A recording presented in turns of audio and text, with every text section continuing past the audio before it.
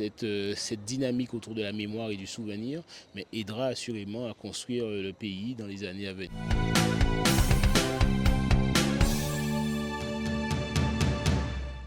Semaine internationale des archives et la ville de Bémao, en partenariat avec le conseil départemental à travers les archives départementales, important d'avoir ce moment sur une thématique choisie qui est celle de la guerre 14-18. Aujourd'hui, nous avons un événement particulier puisque nous allons ouvrir dans quelques minutes la deuxième édition, la Semaine internationale des archives.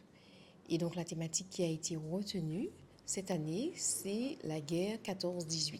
Alors pourquoi cela, vous allez me demander? Simplement parce que nous voulons mettre à l'honneur les poilus, les soldats de Bémao, qui ont été des acteurs de cette grande guerre, qui pour certains y ont laissé leur vie, et qui pour d'autres ont été longtemps des témoins, avant que la vie ne les ramène au sommeil, ont été longtemps des témoins de cette grande histoire de France.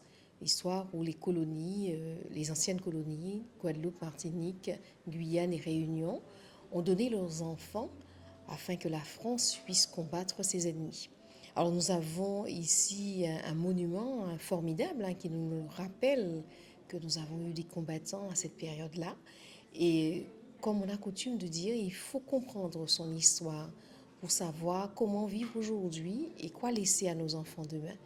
D'où la nécessité pour nous. Alors, on pense souvent que les archives, c'est uniquement pour classer, trier, détruire, mais c'est surtout aussi un service qui valorise. Et cette semaine, nous allons donc valoriser l'histoire, notre histoire, et mettre en avant nos produits. On a une magnifique exposition avec des tableaux aimablement prêtés par les archives départementales. Donc nous sommes ici à la médiathèque Paul Mado et donc nous aurons la joie d'accueillir les scolaires mais également l'ensemble du public bémaocien et même de la Guadeloupe qui souhaiteraient venir voir ce que nous proposons, ce que les archives départementales proposent. Jusqu'à ce jeudi, aux heures d'ouverture des services communaux, donc 8h jusqu'à 17h tous les jours. Pas de pause entre midi et 2. Nous aurons des collègues donc, qui vont accompagner les personnes qui veulent avoir des informations sur l'exposition à disposition. Dans le hall également de l'hôtel de ville, nous aurons une petite exposition sur Camille Mortenol qui a également joué un rôle durant cette période.